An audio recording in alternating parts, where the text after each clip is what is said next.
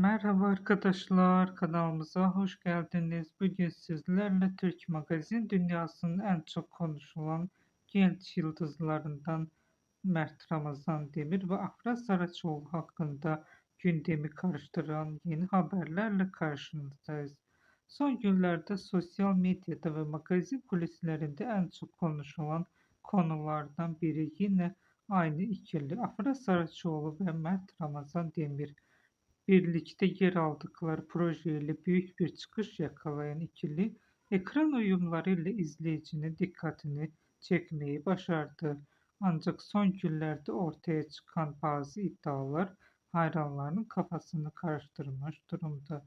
Bazı magazin kaynaklarına göre ikili yeni bir proje için tekrar görüşmeler yapıyor. Özellikle dijital platformlardan gelen teklifler olduğu konuşuluyor. Henüz resmi bir açıklama yapılmasa da kulislerde bu konuda yoğun bir hareketlilik olduğu söyleniyor. Afra Saraçoğlu bir röportajında şöyle dedi: "Beni heyecanlandıran projelerde yer almak istiyorum."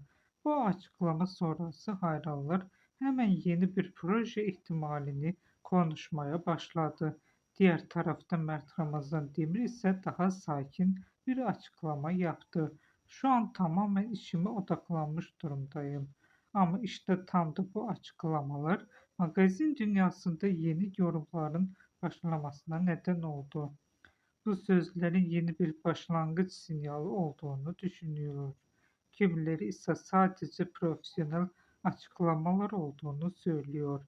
Sosyal medya tarafında ise durum çok daha hareketli.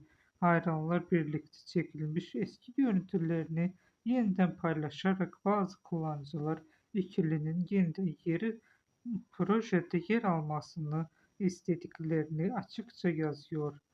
Yeniden görüşmek üzere. Hoşça kalın. Bizi izlemeyi unutmayın.